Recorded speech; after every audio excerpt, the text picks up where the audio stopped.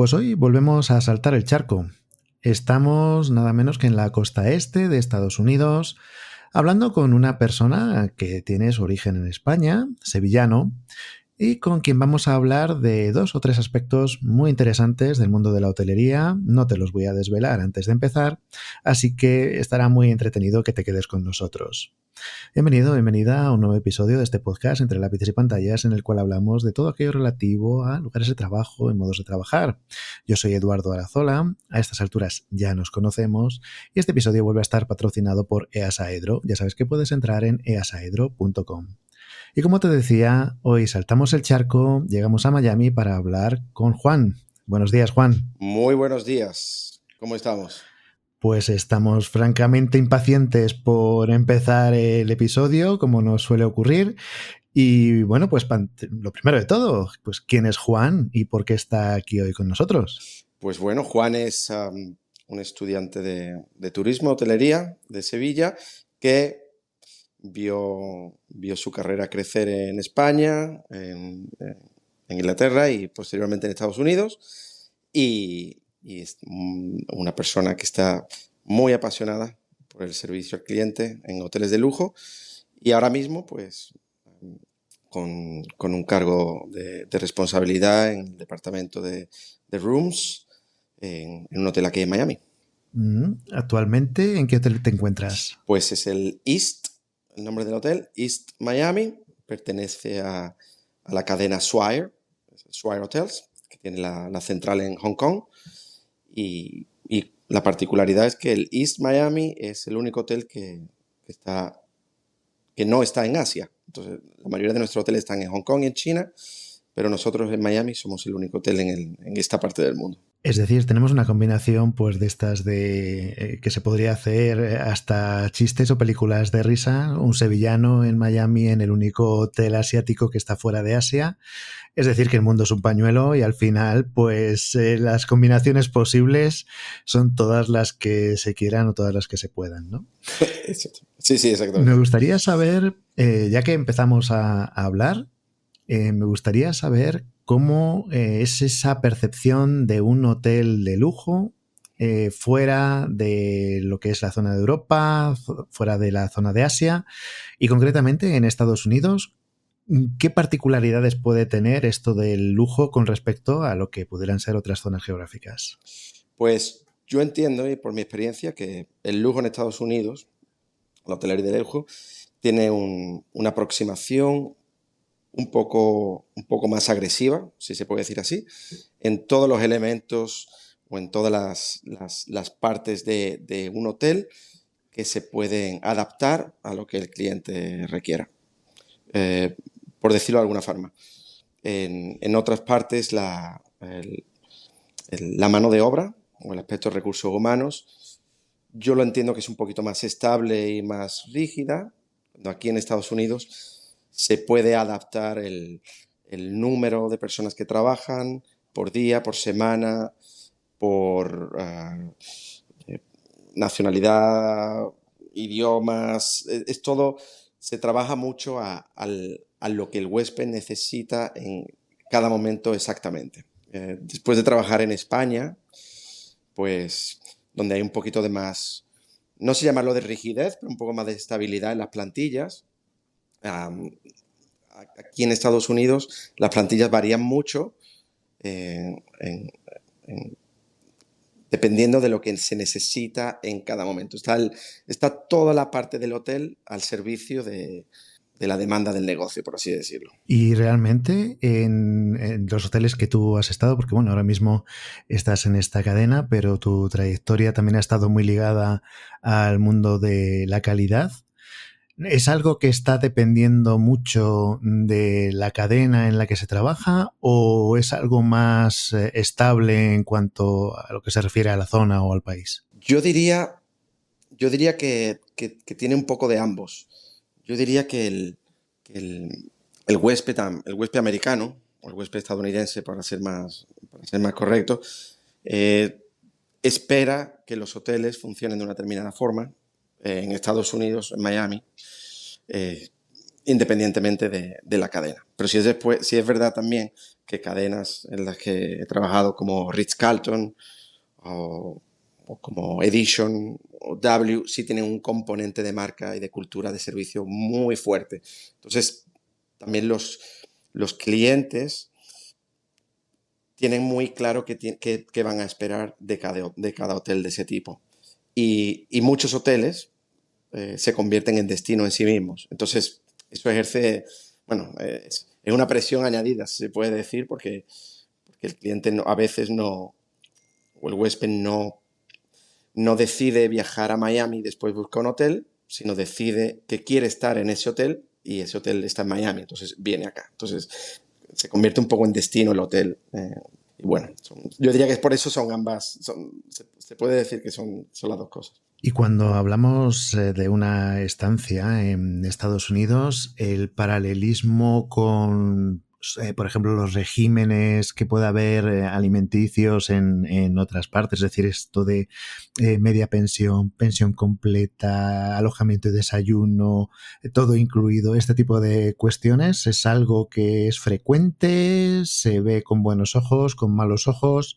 ¿Cómo funciona esto por ahí? Yo diría que hay algunas diferencias. Si nos ceñimos al concepto lujo, el aspecto del todo incluido no es común. No, no se asocia mucho que se pueda ofrecer un todo incluido a un nivel de lujo. Se asocia más a un nivel muy alto, hoteles muy buenos, pero no a ese punto. Ahí hay un poquito de discrepancia. Y después, a la hotelería aquí o este nivel de servicio en la hotelería, normalmente tira de marcas que puedan establecer su outlet, sí, dentro del propio hotel. Para ponerlo alguna diferencia en otro tipo de hoteles o de países o de mercados que estemos hablando, el hotel provee o da el servicio de alimentos y bebidas con la cocina y con el personal del propio hotel. Pero el cliente que viaja a estos hoteles quiere buscar una experiencia que va también más allá del hotel.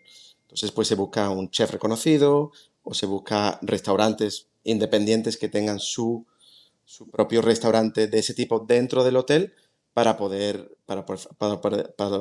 ofrecer al cliente una experiencia un poco más completa, que no se ciña al hotel. Y oye, en la parte entonces de habitaciones, ¿se tiende a funcionar de manera interna o se tiende a externalizar todo? Por ejemplo, la lavandería o cuestiones de housekeeping. ¿Se tiende a hacer con personal interno, externalizarlo todo? ¿Es un punto intermedio? ¿Cómo viene haciéndose normalmente? Pues es muy interesante. Digamos que la nueva tendencia, pero ya de hace unos años, es externalizar por completo el servicio de lavandería, por ejemplo, de tintorería y de lavandería.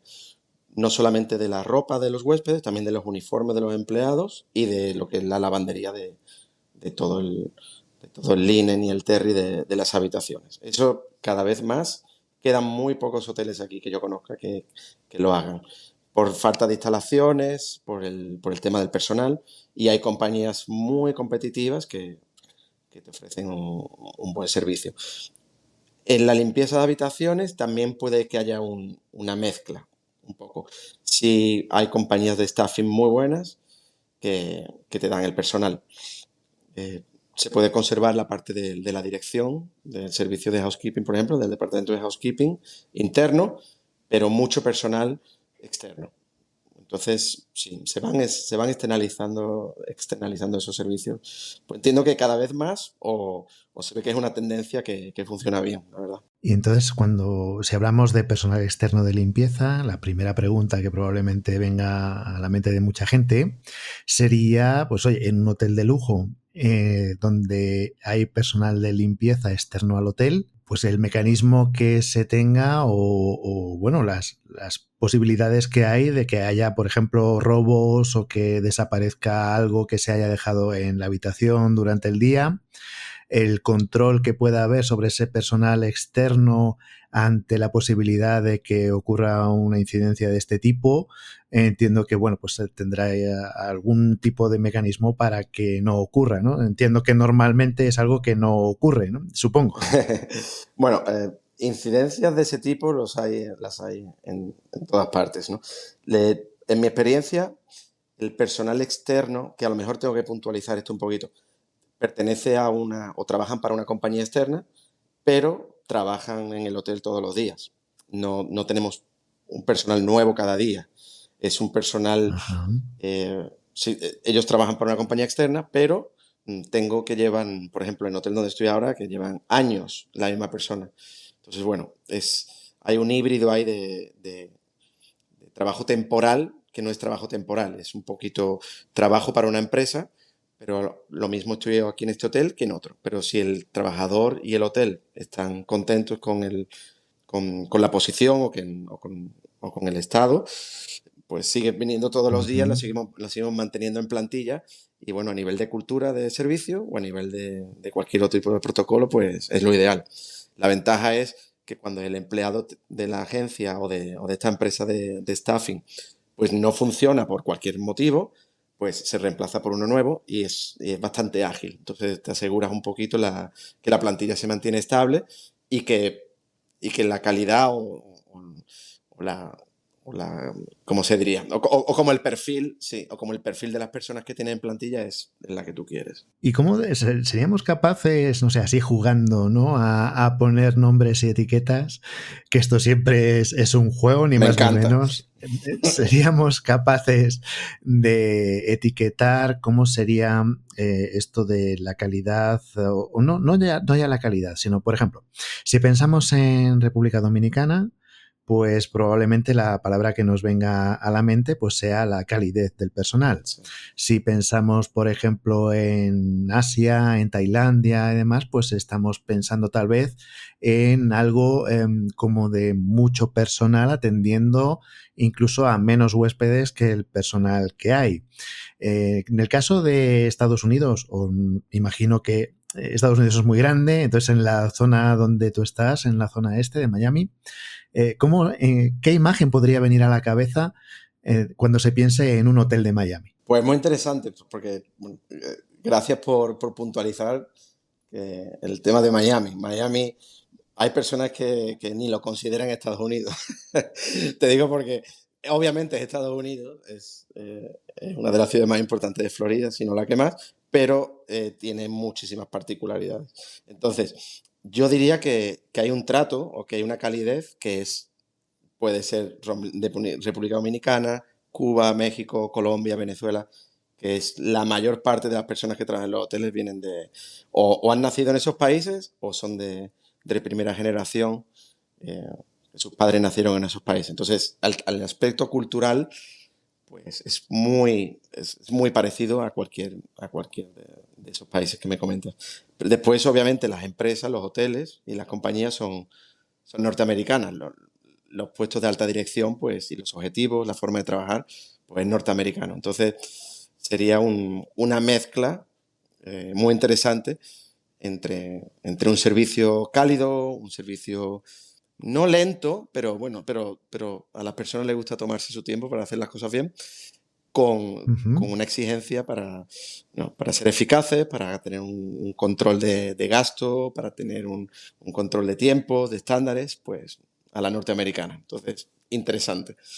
Y claro, y hoy toca hacer una pregunta que es al revés de lo que normalmente nos solemos encontrar, porque hasta ahora, pues claro, si hablábamos con personas que se encargan de gerenciar hoteles de República Dominicana o de, yo qué sé, pues de Menorca, por ejemplo, en España, pues tiene mucha incidencia cómo es el turista de Estados Unidos. En el caso de República Dominicana estuvo aquí Daniel Rodríguez del Secret Royal Beach de la cadena Hyatt y nos decía que incluso entre Estados Unidos y Canadá podían tener como un 80 o más de un 80% de ocupación, pero además como un 60% Estados Unidos, un 20% Canadá, Wow. en lo que se refiere a los huéspedes. Y claro, pues el hotel está como muy pensado o muy adaptado a su huésped mayoritario, ¿no? Y claro, en este caso es la primera vez aquí en este podcast en el que hacemos la pregunta al revés. ¿Y cómo es el huésped que llega a Miami? Sí, pues de la misma forma, bueno, digamos que los porcentajes son muy similares. Yo diría que aquí en Miami, igual un poco diferente en otras partes de Estados Unidos, digamos que podría ser un 60-70% norteamericano y después, sobre todo en meses de verano, pues sudamericano y europeo. Pero si nos ceñimos a los meses que van desde octubre hasta mayo o hasta junio, sí es mayormente norteamericano. Después, en los meses de verano, pues en Argentina, Brasil es invierno y atrae a mucho visitante sudamericano para pasar meses un poquito con mejor clima aquí. Y el europeo, que normalmente viaja en verano, pues también son los meses que vienen más a Miami. Después Miami en verano tiene la particularidad que es temporada baja.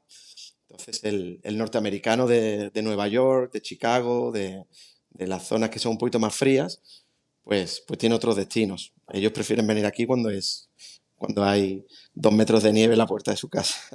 Pero aquí en Miami se está bien. Entonces es muy estacional el tema de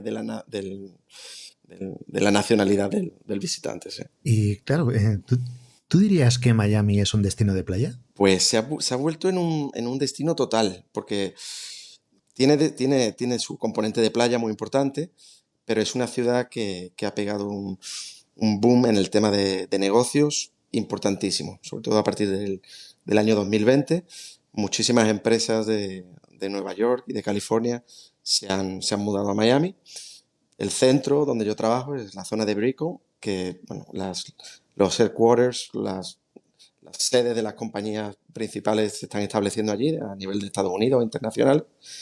Y después tiene el componente a Miami se le llama la capital de Sudamérica, porque todas las compañías internacionales que son o colombianas o mexicanas o incluso argentinas, pues hacen base en Miami. Y personas que trabajan o profesionales que trabajan para el mercado sudamericano, pues hacen su base en Miami. Es fácil volar desde Miami en cualquier parte de Centro y Sudamérica. Entonces, tiene un componente de negocio muy alto y después pues, un destino también de playa o de ese estilo un poco más de resort. Pero es un destino total, yo creo. Hace poco veíamos que se había convertido en un lugar donde los precios inmobiliarios habían subido muchísimo y además que existían ya unas cuantas zonas, se hablaban de las zonas más cercanas al litoral precisamente, que se habían convertido en prácticamente calles de lujo, por decirlo suavemente. Sí, hay varias zonas. Bueno, el código postal con las casas con más alto precio, con mayor renta de Estados Unidos, está aquí en Miami, en Fisher Island se llama, está justo al ladito de South Beach. Y después, pues, bueno, hay zonas como el Star Island, como Indian Creek. Hay ciertas zonas que sí, que son inaccesibles totalmente. Son solamente para el Alto 0,1%. poder adquisitivo, Sí, sí, ¿no? sí, sí. Pero después, en el día a día, sí es verdad que en la ciudad o en muchas partes de la ciudad, pues sí hay un poder adquisitivo bastante alto. Es fácil conocer y relacionarte con personas bueno, que manejan un patrimonio y sí, un patrimonio bastante desorbitante, la verdad. Y entiendo que en el hotel, al final, pues claro, cuando se entra en un hotel de una cadena, pues en todas partes, bueno, hemos hablado, por ejemplo, varias veces aquí en este podcast de cadenas como pueda ser Hyatt o Meliá mismamente aquí en España, que tienes una formación por parte de la propia cadena.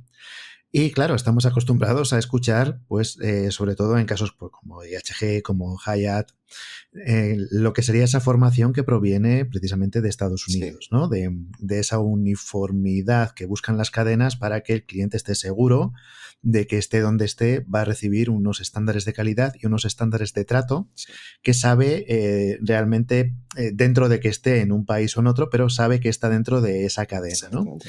En el caso vuestro, que es justamente al revés, tú cuando entras en esta cadena que es asiática, recibirás una formación, ahora me dices si sí o si no, y claro, tendrás que marcarte esos estándares que provienen, pues en este caso, de Hong Kong, de China, que estás en otro lugar fuera de Hong Kong, fuera de China, fuera de Asia, pero que, claro, entiendo que la formación y el carácter que tenga la cadena tenderá a extenderse a cualquiera de los establecimientos. ¿Cómo es esa primera semana, por así decirlo, esa formación que recibiste cuando llegas a esta cadena hotelera? Sí, es muy interesante porque algunas marcas nuevas, como, bueno, como esta o como otras marcas donde he trabajado, pues hacen un ejercicio para tratar de dar esa base cultural o de estándares de la cadena, pero también dejando al hotel que le dé su propio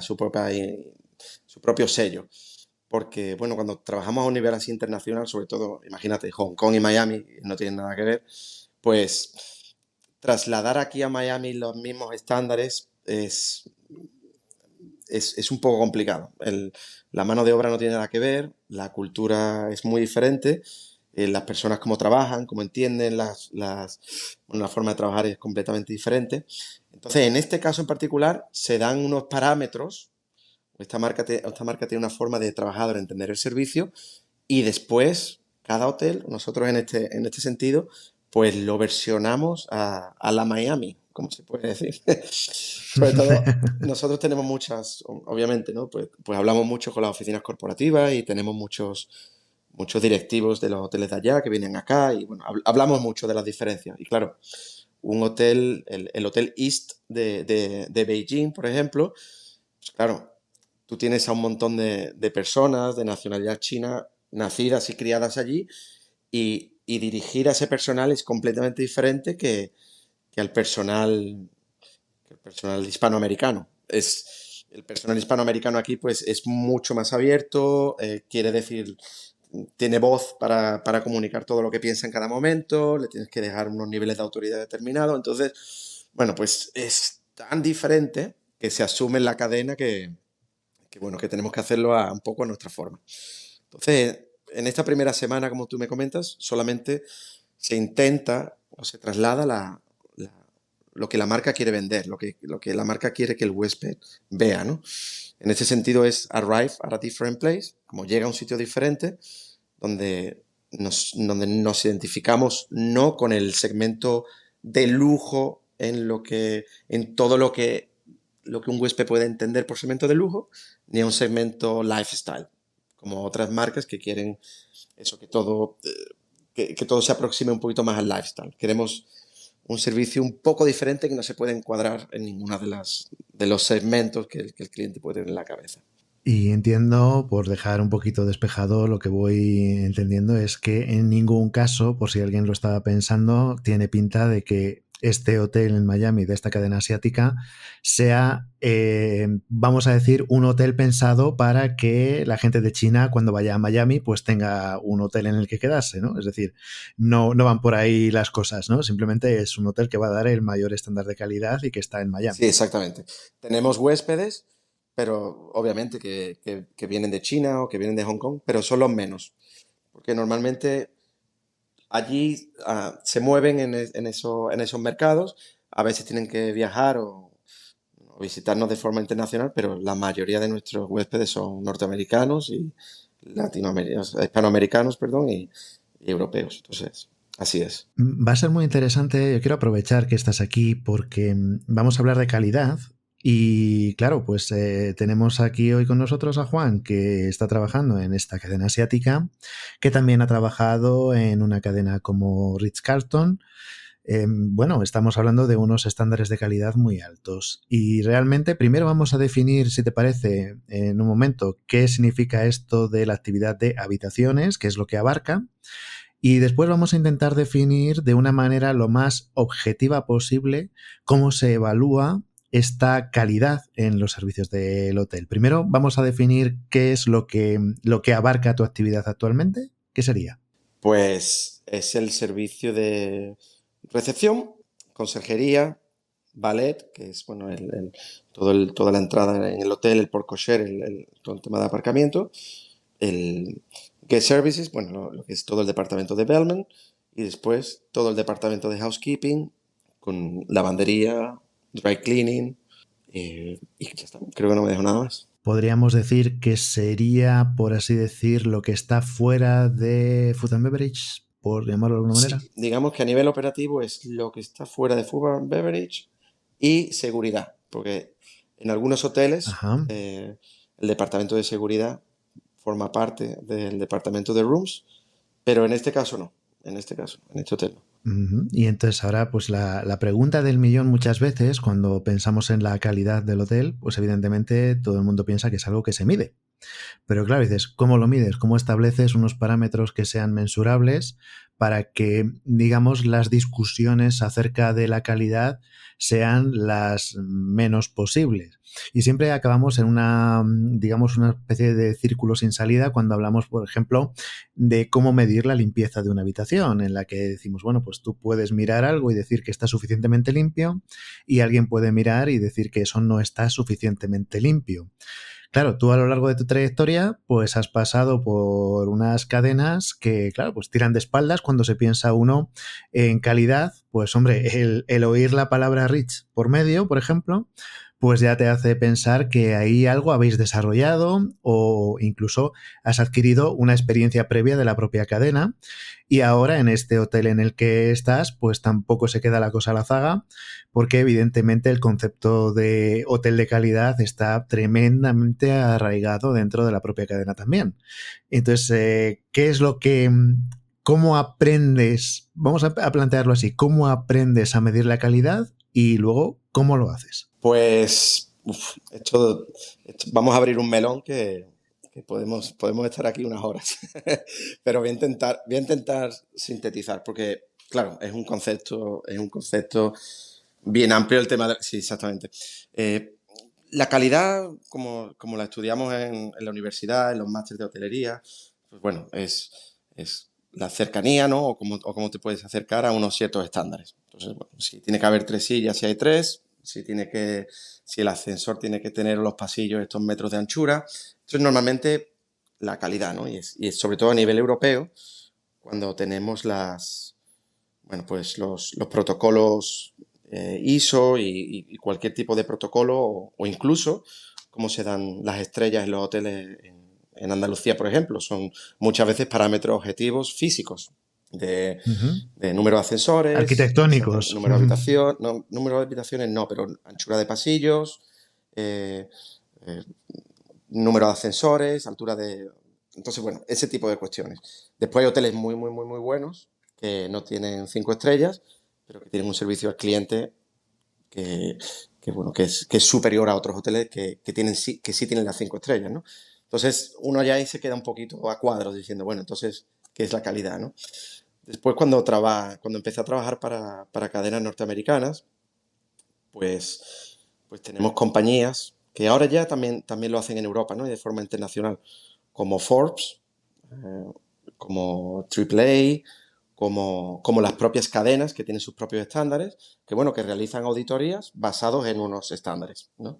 Entonces, bueno, eso la verdad que sí da como un cierto estatus, porque estas empresas que auditan sí tienen en cuenta factores de servicio al cliente, ¿no? Cuántas veces se usa el nombre del huésped en una interacción, qué preguntas se le hace al huésped en una conversación de ascensor, ¿no? Por así decirlo.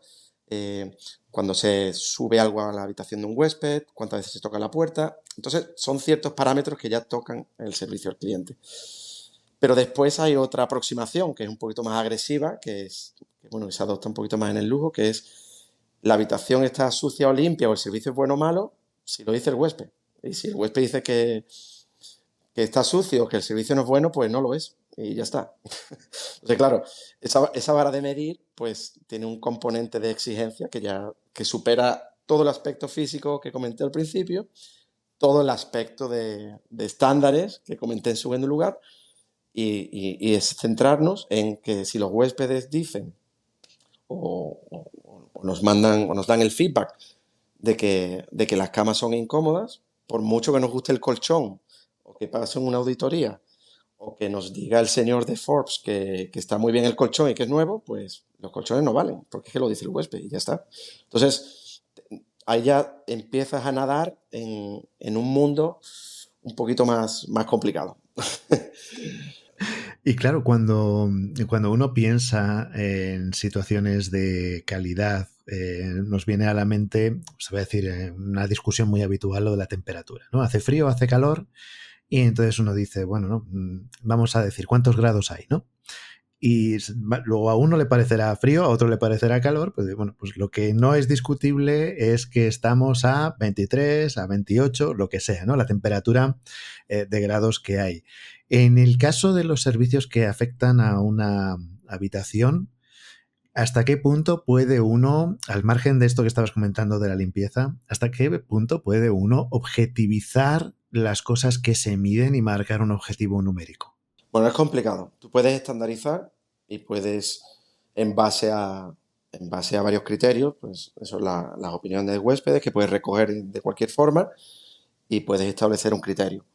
Lo que no puedes caer en la tentación de pensar que ese criterio que finalmente has adoptado es el que vale, porque, porque el lujo siempre se aproxima a la personalización extrema, ¿no? Entonces, bueno, si para un huésped frío es una cosa que para ti no lo es, o para que la mayoría del huésped no lo es, pues es inútil pensar Da igual. o dedicar en cualquier tipo de esfuerzo en decirle lo contrario, o en decirle, no, mire, el que tiene un problema con la temperatura es usted. Porque, claro, en ese momento ya pierdes la perspectiva del lujo.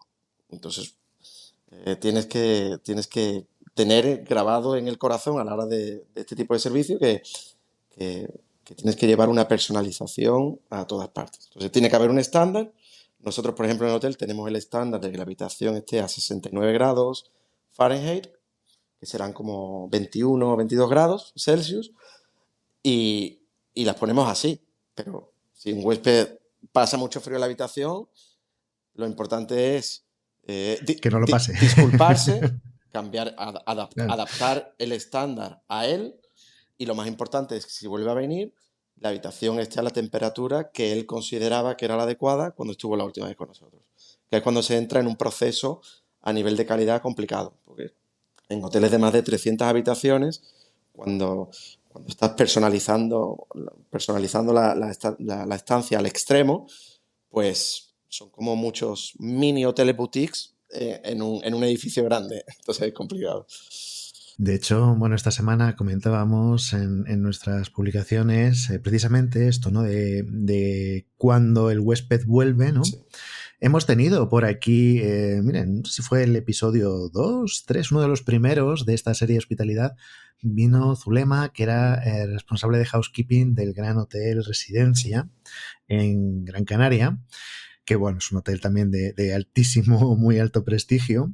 Y una de las cuestiones en las que hacía mucha incidencia era en la cantidad de entradas que tenían, entradas, digamos, de registros de los huéspedes que tenía. Al final hablaban de un hotel que tenía una recurrencia muy grande, que había, ya hacía el chascarrillo de que conocían a huéspedes que habían venido con sus padres en su momento y ahora iban con sus hijos, y que a lo largo del tiempo ya sabían lo que esperaban, ¿no? Y que había pues personas, yo qué sé, pues un huésped que quería cada vez que llegaba pues tener unas chanclas de un cierto tipo y que entonces pues que ya lo sabían y ya estaban disponibles, o que a lo mejor pues a una persona tenían que elevar un poquito las patas de la cama para tener un poquito de inclinación porque le ayudaba a dormir, cosas de este estilo que ya iban registrando, ¿no? Y que a lo largo del tiempo hacían que esas personas se sintieran cada vez más como en su casa.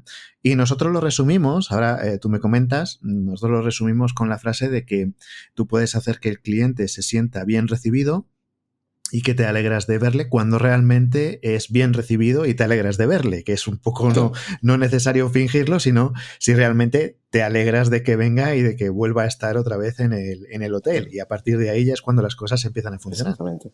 Nosotros comentamos mucho en el mundo hotelero, yo supongo que no es la primera vez que lo escucho, por supuesto, que el peor cliente, el peor huésped es el que no te dice nada y no vuelve.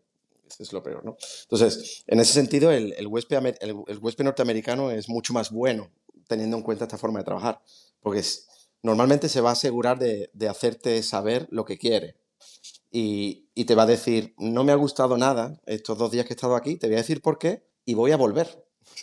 Y cuando vuelva, quiero que... Entonces, bueno, eh, Bueno, eso es fantástico, claro, ¿no? es fantástico porque el huésped se siente parte de tu equipo un poco, y si no, no. O sea, yo, si quieres, te hago una lista y te digo todas las cosas que tienes que mejorar. Me voy a ocupar de hacerlo. Pero el huésped está fidelizado, aunque no esté totalmente contento con la experiencia. Y claro, te va dando las oportunidades.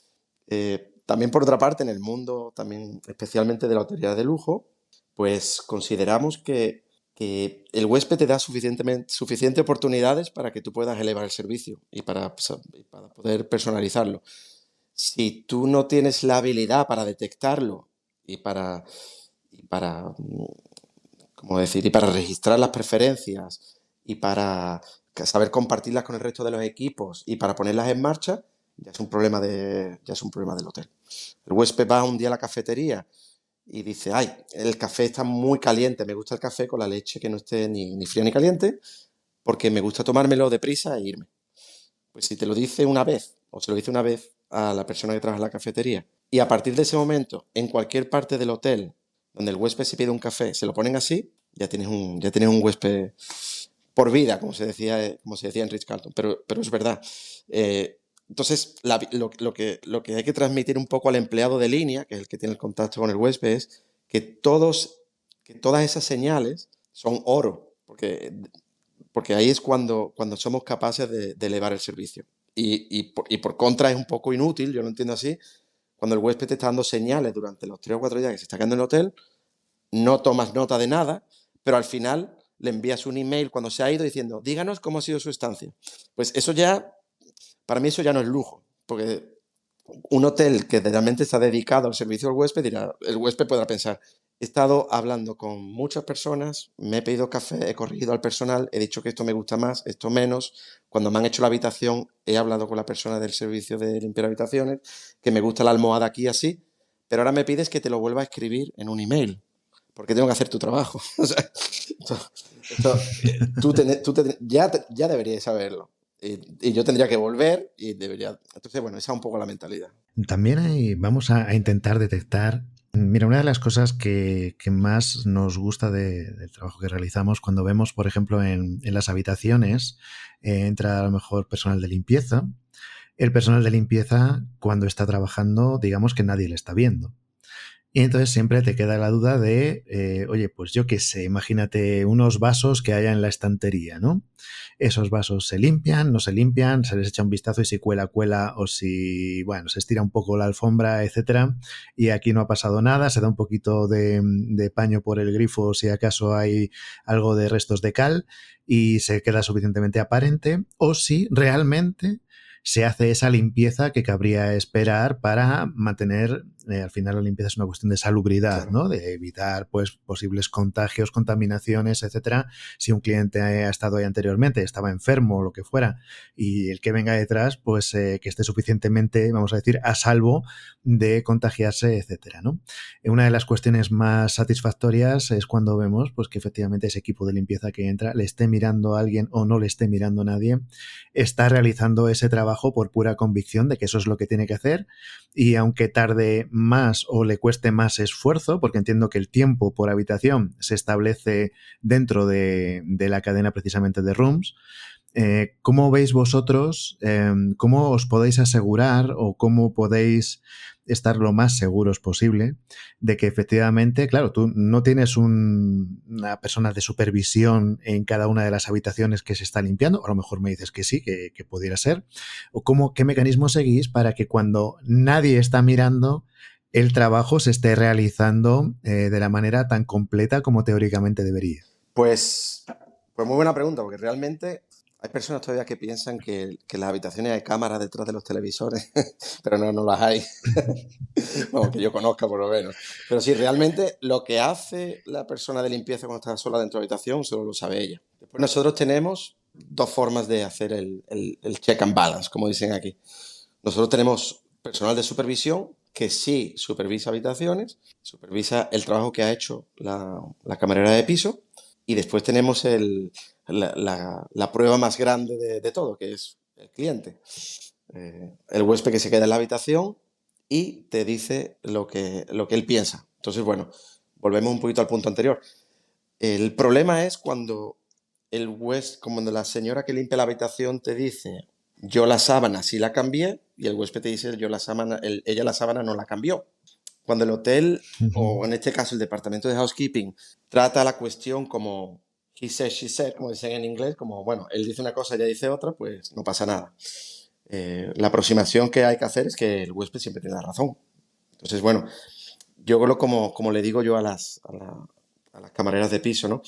Si un huésped te dice que no le cambiaste las sábanas y no está diciendo la verdad, pues bueno, pues puede pasar una vez. Pero si hay una semana o dos donde huéspedes que no se conocen de nada, que vienen de distintos países, dicen que no limpiaste los vasos y siempre es la casualidad de que eres tú, pues eso, solo necesito 2 o 3 veces para saberlo. Entonces, bueno, lo importante es tomar medidas correctoras rápido y bueno, y con esto, con los comentarios de los huéspedes y con las auditorías que hacemos internas, sí se puede corregir y se puede actuar. Obviamente siempre puede haber fallos, ¿no? Por así decirlo, siempre puede pasar una vez. Lo importante es que cuando pase 2 o 3 veces, pues se ponga remedio al asunto. Mira, nosotros solemos hacer mucho hincapié en esto y solemos decir que hay 3 factores para que un espacio esté limpio y sea salubre. Uno de ellos es el servicio de limpieza, que el nivel de servicio sea suficientemente alto, pero los otros dos son que la arquitectura lo permita, y por arquitectura nos referimos tanto a las formas como a los materiales. Y ahora te detallo un poquito más. Y por otro lado, la tercera pata es el comportamiento de las personas. Es decir, si alguien está empeñado en que un espacio esté sucio, lo estará, independientemente de todo lo demás, del servicio, de la arquitectura y todo. Pero muchas veces nos encontramos con que el propio diseño, vamos a pensar en una habitación, por ejemplo, yo creo que es algo que se hace más patente en hoteles que tienen un cierto corte clásico. Vamos a pensar en esas habitaciones más de tipo barroco, más llenas de telas, alfombras, elementos de madera con Recovecos, muchas sí. hendiduras, exactamente, muy amueblados, con una cierta dificultad de acceder a esos recovecos que estamos diciendo. ¿Hasta qué punto, según tu experiencia, ¿no? En los hoteles que has estado, hasta qué punto vuestra percepción de que, oye, es que esto es excesivamente difícil de limpiar, ha podido incidir en que se haya tomado alguna medida por parte, vamos a decir, de la dirección del hotel, o vamos a decir por parte de la cadena o por quien correspondiera? Decir, bueno, pues vamos a modificar un poco alguno de los elementos de la habitación, o al contrario, el haber dicho, bueno, pues si es más difícil de limpiar, pues mira, en vez de haber 2 personas que disponen de 10 minutos, habrá 5 personas que dispongan de 20. ¿Hasta qué punto se ha podido intercambiar opiniones de esto? Pues muy interesante la pregunta, porque es algo que yo creo que está en el debe de la industria. Yo, por suerte, por desgracia, he hecho 3 aperturas de hotel, de hoteles que se han levantado de la nada. En Barcelona, otro en Londres y otro aquí en Miami. Y realmente cuando tú estás mirándolo desde un punto de vista operativo, a veces te quedas un poquito a cuadros, porque estás pensando, estos diseñadores, estas personas que están poniendo estos muebles y estos suelos y estos materiales, eh, realmente ellos no lo van a limpiar, se nota. O no van a tener que trabajar aquí. Te lo puedo decir ya por la altura, en fin, por todo, incluso por los uniformes, como esto queda genial, pero esto después hay que lavarlo y hay que comprar nuevos. O sea, entonces, bueno, es algo que está en el debe. Después, digo porque a priori, atendiendo a tu pregunta, se podría decir que cuando se abre un hotel desde cero y se pone todos los materiales de cero, es el momento de atacar este tipo de aspectos, ¿no? Es mucho más complicado cuando tienes que trabajar un producto que ya, bueno, cambiar un diseño es un poquito más complicado. Pero si ya en la misma apertura ya no se tiene en cuenta al 100%, pues, pues imagínate después, ¿no?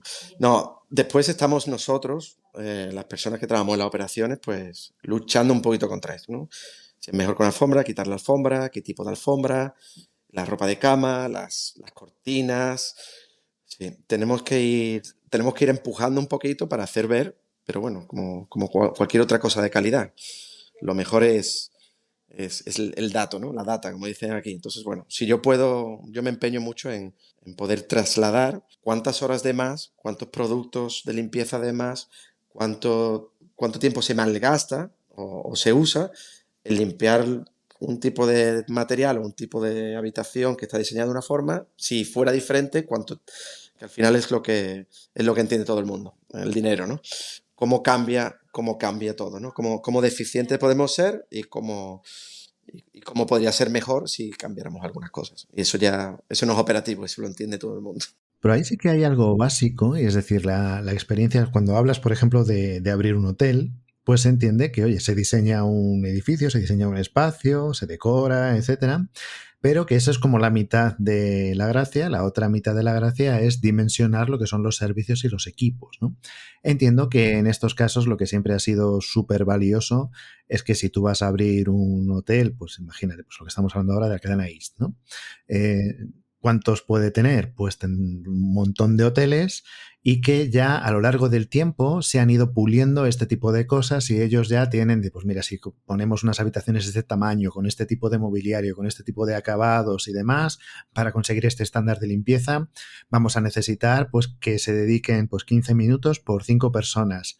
Y si lo ponemos de otro tipo, pues a lo mejor pues va a ser menos tiempo, de menos personas, pero entonces habrá que bajar el precio de la habitación porque no se entiende que tiene el cliente que va a venir, pues no lo va a percibir como algo tan parecido a lo mejor a un palacio antiguo, no sé, por decirte algo, ¿no? Entonces entiendo que o pensando en Ritz, por ejemplo, ¿no? Cuando hablábamos antes bueno, pues un hotel Ritz-Carlton tiene una experiencia ya a lo largo del tiempo y de los años en los que todo eso, un edificio de este tipo y de estas habitaciones, pues se requiere una cantidad de personal, una cantidad de tiempo, una cantidad de minutos sumados para hacer el trabajo.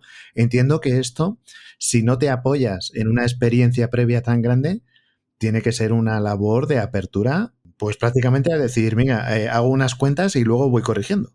Sí, el problema es que el papel lo aguanta todo. Entonces, cuando cuando se ve la forma o se diseña la habitación, sí, el papel puede aguantar no, si una persona hace el trabajo perfectamente de la forma que vamos a decir y eso se limpia, sí, eso lo aguanta el papel, lo aguanta la planificación. Pero después hay un factor humano, ¿no? Que es realmente en el día a día cómo se va a poder llevar a cabo la cuestión. Por eso me refiero que cuando ya vienes de es una cadena que ya tiene varios establecimientos abiertos, esta parte de haber sido demasiado optimistas o pesimistas, esa experiencia es lo que al final te tiene que guiar a la hora de abrir ese nuevo establecimiento, Sí, ¿no? debería ser así, pero está en el debe. Yo podría ponerte ejemplos de aperturas de hotel, de algunas cuestiones que me dirías, es que no me cabe en la cabeza que se haya hecho el, el techo del lobby de esta forma y que al mes de abrir se haya tenido que cambiar entero con el dineral que ha costado. Pero sí que me estás diciendo, pero a lo que sí que, con lo que me quedo de esto que me acabas de decir es con que se haya cambiado. ¿Sabes? Y esto de haberlo cambiado y que haya costado ese dinero, entiendo que se apunta, y en la próxima ocasión en la que se plantea pues pues yo que sé, una cúpula de vidrio de 15 metros de altura, bueno, pues si se hace, pues sabemos que vamos a necesitar, pues yo que sé, un andamio para limpiarlo, o vamos a necesitar unos cables, trabajos en altura descolgados desde fuera, lo que sea, y si no vamos a disponer de ello, pues entonces, oye, mejor no hacerlo, plantear otro tipo de forma o lo que sea, ¿no? Que esto que me estás diciendo sí que va en la línea de decir, oye, pues se ha modificado, no se ha quedado ahí mal puesto para siempre, ¿no? Sí, debería ser así. Yo he trabajado con muy buenas personas en las aperturas y sí, sí hay veces que se mantiene un récord de ciertas cosas, pero es complicado. Yo diría que debería ser así, pero no funciona así al 100%. El mundo evidentemente no es una hoja de Excel, eso es algo que en todos los aspectos de todas partes ocurre. Y es verdad que hay veces que el nivel de satisfacción que se alcanza en algunos hoteles, si se disgrega de una manera, vamos a decir, lógica procedimental, uno pues podría tener dudas de que eso pudiera llegar a un nivel de satisfacción tan alto como el que llegan muchas veces. Pues bueno, es algo que pudiera parecer contradictorio, pero que la experiencia dice que ahí está, que el huésped pasa una muy buena estancia, se consiguen unos altos niveles, y oye, pues al final, de una manera o de otra, todos estos establecimientos que acaban obteniendo este prestigio, pues acaban consiguiéndolo, ¿no? Muchas veces es, bueno, pues se consigue con más esfuerzo del debido, menos esfuerzo, parecía que iba a costar menos, lo que sea, pero sí que al final se consigue. Y de lo que has comentado hasta ahora, claro, tú nos ponemos en la posición de un huésped que va a llegar al hotel o que llega al hotel, y al final pues va a acabar en su habitación, ¿no? Y has comentado, pues oye, un servicio desde el parking, recepción y la subida a la habitación. Claro, entiendo que lo más complicado en todo ese proceso es que todo ello guarde un cierto nivel de calidad uniforme. Más que pensar en que si lo más complicado es la parte del parking o la parte de las habitaciones, lo más difícil es conseguir ese camino, esa trayectoria completa sin que haya un eslabón suelto que haga que la experiencia decaiga. Exactamente. Es una orquesta, ¿no? Es como un juego de equipo. Y realmente es muy complicado, porque cada equipo tiene su, es una misma división, pero son diferentes departamentos. Yo recibí una capacitación de Forbes muy interesante y habla sobre la experiencia de la llegada de un huésped. Y es algo que nos ha pasado a todos, ¿no?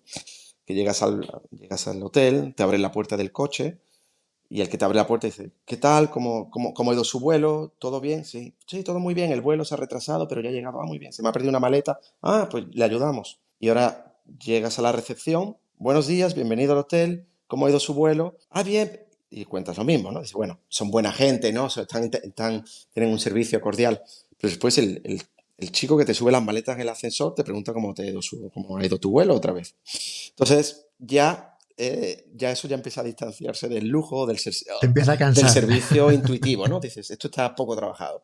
Entonces, lo importante es, pues, hasta el nivel de qué tiene que preguntar cada persona, dependiendo en qué momento de la estancia está el huésped. Entonces, en ese tipo de entrenamiento, pues ya es cuando se puede lograr, pero es difícil, porque al final son interacciones, son espontáneas y son personas. Entonces, Ujú. Sistematizarlo se hace sí, a mí me complicado, ¿no? encanta y es lo que pongo toda mi pasión y es mi vocación, pero es complicado, sí. Hace poco hablábamos con una persona, un director de hotel, y nos decía que había decidido externalizar completamente el servicio de contratación de recursos humanos, porque él decía, es que cuando entrevisto yo, nadie pasa la entrevista y al final yo acabaría por no contratar a nadie, ¿no? Y entonces, si queremos tener personal trabajando en el hotel, pues tiene que haber gente que no se distraiga tanto en la parte negativa de las entrevistas como le pasaba a él, ¿no? En el final decía, es que ninguno me parece suficientemente bueno como para trabajar en mi hotel, ¿no? En el caso tuyo entiendo que también tienes una relación estrecha con la contratación de los servicios que están bajo todo este paraguas de Rooms. ¿Cómo llevas tú este tema de la contratación? Porque además estás hablando de un lugar en el que se dan cita pues toda una combinación de personas pues de diferentes, como decías antes, formas de entender lo que sería el trato al cliente. Entiendo que la contratación pues debe de ser algo pues francamente, voy a decir realmente divertido, ¿no? En el sentido de que el enriquecimiento que puedes tener ahí no está tan disponible en otras partes, pero al mismo tiempo también la coordinación y la estandarización tienes que tenerla en mente desde el principio cuando vas a contratar y es algo que, ¿cómo es tu actividad en la contratación? ¿También todo el mundo no te parece nadie suficientemente bueno para trabajar en el hotel o eres más positivo? No, a mí me encanta todo el tema del reclutamiento, la verdad es que me ocupo mucho y bueno, en este hotel y en otros, pues yo me encargo de eso, ¿no? Me encanta tener al Departamento de Recursos Humanos apoyándome, pero al final son decisiones y son procesos que yo asumo. Yo tengo una teoría y a mí me encanta compararlo mucho con los equipos de fútbol, ¿no? Como cuando hay un equipo ganador, ¿no? Y tú fichas a alguien y lo pones a jugar con buenos, pues vas a obtener la mejor versión de una persona. Y cuando tienes una cultura de servicio en un departamento y llega un crack, pues ese departamento al final se va a ocupar de que el crack no sea tan crack. O sea, es muy parecido. Entonces, aquí en Miami la verdad es que hay una particularidad, que es que hay mucho trabajo y hay pocas personas que quieran hacerlo. No que quieran hacerlo, sino que el mercado laboral está muy, o muy Desbalanceado. balanceado, porque todos los hoteles están buscando personas para trabajar en todas las posiciones todo el tiempo. Es que no hay. Entonces, bueno, hay muchas personas que vienen de fuera, pero es complicado, ¿no? Es complicado encontrar el perfil que tú quieres. Entonces, bueno, yo yo sí intento encontrar a alguien que me guste y después cambiar lo que haga falta, ¿no? Porque es como encontrar un pequeño tesoro. Pero lo que más, la intensidad la pongo sobre todo en que haya un departamento con una cultura que sea buena, que las personas se ven bien, que la gente tenga un respeto por el trabajo, que tenga una ética laboral alta, que los procesos eso, se respeten, que entre los equipos. Y cuando tú ves a alguien que tenga un poco de potencial o que tenga la calidad humana que tú puedes percibir o puedes entender, todo es cuestión de ponerla en el sitio, alrededor de las personas adecuadas y con el training necesario. Entonces, ahí ya puedes lograr cosas, pero empeñarte en que la persona que te haga la entrevista sea la que corresponde a lo que tú tienes en la cabeza, que necesitas al 100%, yo creo que eso ralentiza muchísimo el tema de reclutamiento, la verdad. Y en este sentido también merece la pena explicar que, bueno, personas como tú, que tenéis una interacción bastante importante con las personas con las que estáis trabajando, incluso en su parte, digamos, operativa, eso hace también que el respeto por esas actividades sea más alto que cuando hay un distanciamiento. Es decir, cuando tú has ido con el personal de housekeeping, pues yo qué sé, acompañándolos en cualquier labor de las habitaciones, y bueno, ves que a lo largo del día pues levantan no sé cuántos colchones para cambiar la ropa de cama, y que tú a lo mejor pues al tercero o cuarto que levantas pues ves que ya tienes una dificultad, dices, oye, pues eso genera un respeto real por la actividad de esas personas que luego comprendes mucho mejor, ¿no? Totalmente, es básico, no sé si se puede decir sufrir, pero es básico ponerte en los zapatos, como dicen aquí en inglés, ponerte a trabajar con ellos. Es básico eh, entender las cosas que cuestan más trabajo, entender el huésped, que es un poco difícil, y ponerte al lado del recepcionista, hacer camas con las personas que hacen camas, porque después puedes hablarle de tú a tú y puedes tener una conversación transparente y honesta sobre el trabajo. Lo que es inútil es ponerte detrás de una hoja con estándares o de lo que tú piensas que hay que hacer sin tener ni idea de lo que pasa en el día a día, ¿no? Y hay muchas veces que se detectan muchas cosas, ¿no? Como te pones a trabajar y a lo mejor la señora que limpia habitación te dice, uff, si en vez de una escoba tuviera un rolo, como dicen aquí, un rollito adhesivo para ciertas pelusas de este tipo de materia, pues eso sería. Uh -huh. Y entonces después dices, bueno, ¿y por qué no lo tenemos? Ah, no, porque nos dijeron hace 2 años que eso. Entonces, bueno, ese tipo de oportunidades tienes que estar ahí, ¿no? En una reunión a veces levantan quien necesite algo que hable y nadie levanta la mano. O sea, eso es naturaleza humana. Nadie se quiere Sí. destacar. Entonces, lo mejor es en la cercanía corta, en los momentos de la verdad, ¿no? Pues estar al lado de las personas que están en contacto directo con la acción, con el problema, con el huésped. Entonces, ahí se descubre todo. Hay muchos directivos, y yo no les culpo porque todos tenemos nuestras debilidades, que obviamente si no te pegas a esos problemas, pues no tienes que afrontar, no tienes que lidiar con ciertos aspectos de la profesión, ¿no? Porque, pues bueno, te escondes un poquito y no pasa nada. Pero si de repente te remangas un poquito y te metes a trabajar en una habitación sucia o a hacer un check-in complicado, o unas colas de personas esperando, o llamadas, o el teléfono que suena sin parar y no das abasto, ahí es cuando puedes tener realmente una idea, una conversación honesta con el personal sobre cómo son sus días de trabajo. Y agradecer y reconocer con mucha más valía, ¿no? Porque un email de gracias a todos por el día tan duro que ha sido, sí llega y puede tener su punto, pero si eres capaz de decir, porque Pepito tuvo que lidiar con este señor que se estaba poniendo imposible, porque esta habitación estaba fatal y ahí es cuando el reconocimiento realmente adquiere un poquito más de valor, ¿no? Oye, y por terminar el episodio con algo que nos gusta recalcar aquí mucho cada vez que hablamos de habitaciones, tu experiencia a lo largo de toda tu carrera, por comentarle a la audiencia la realidad de que en muchas ocasiones, cuando, no sé si en muchas, pero en ocasiones, cuando se entra a una habitación, cuando se ha marchado un huésped, lo que se pueda encontrar ahí, lo hemos mencionado varias veces, pero sí que me gusta recalcarlo, porque a lo mejor la idea que se tiene, vamos a decir, cualquier persona que por la mañana se va de su casa y a lo mejor, pues yo que sé, ha hecho la cama o no la ha hecho y hasta ahí llega digamos, el desbarajuste.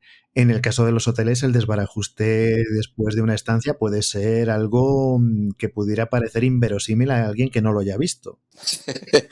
Totalmente, hay de todo. Sí, sí. En una habitación te puedes encontrar de todo y, y aparte lo interesante o lo que yo aportaría es que no depende de lujo, de no lujo o de... Hay maleducados en todas partes. Entonces, a todos los niveles de bolsillo, a todas las nacionalidades y a todas las demografías. Entonces, en un hotel te puedes encontrar de todo. Sí es verdad que el huésped de negocios normalmente viene solo, tiene la agenda apretada, usa la cama, duerme y se va, y esa habitación está casi limpia cuando se va. Y el huésped que viene de vacaciones o viene con niños, o pues la habitación suele estar mucho peor. Yo tengo 2 niños chicos, o sea, y es complicado. Pero hemos visto situaciones en las que hemos pensado que el trabajo que cuesta dejar la habitación tan demolida como lo hemos encontrado, es decir, es mucho más fácil no haberlo hecho. Es decir, no hablamos ya de dejadez, sino que hablamos prácticamente de hacer una obra, ¿sabes? Pero en plan de demolición, como quien dice, ¿no?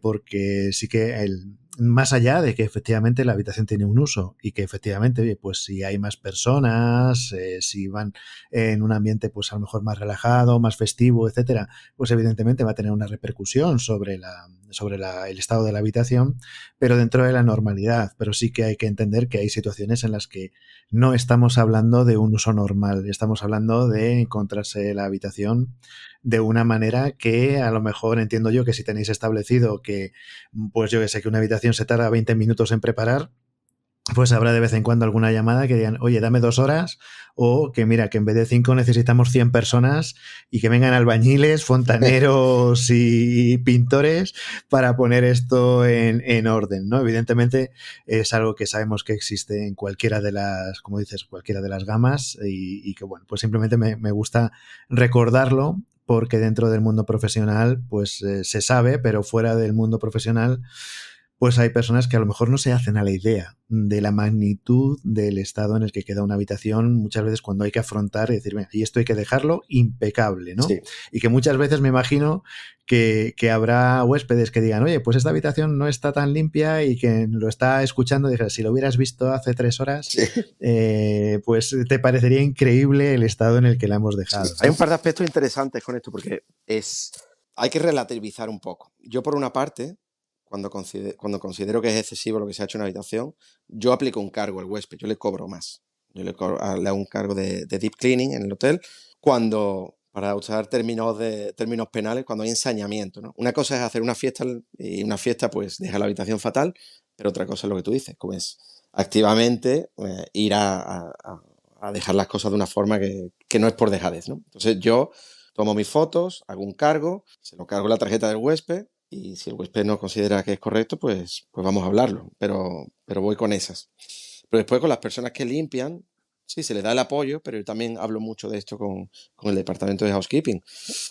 Te va a tocar una habitación muy mala cada par de meses y también te van a tocar habitaciones que cuando tienes una hora para limpiarlas, pero las vas a terminar en 10 minutos. Entonces, bueno, son gajes del oficio. Como hay veces que va a estar peor de lo que tendría que estar y hay veces que va a estar también mejor de lo que debería estar. Entonces siempre te vamos a dar el mismo tiempo. Habrá veces que tienes que correr un poquito más y habrá veces que podrás tomar más tiempo. Entonces, bueno, importante también. Y oye, pues antes de marcharnos, ¿cómo puede la gente que está escuchando el podcast en este momento, cómo puede encontrar, cómo puede localizar este hotel en el que estás ahora? Pues bueno, en la web perfectamente es East Miami, bueno, easthotels.com y después está East Miami y nada, y ahí directamente.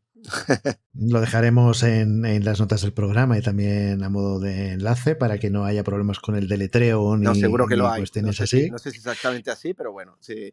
Como usamos todo en Google, pone East Miami y ahí está la página web, sin ningún problema. Sí, dejaremos un enlace directo Perfecto. para que no haya que no haya pérdida y quien quiera pues lo pueda no solamente cotillear, sino que os pueda visitar en el momento en que lo considere oportuno. Como nos suele ocurrir en todos estos episodios, pues como bien decías antes, podría durar 3 veces más.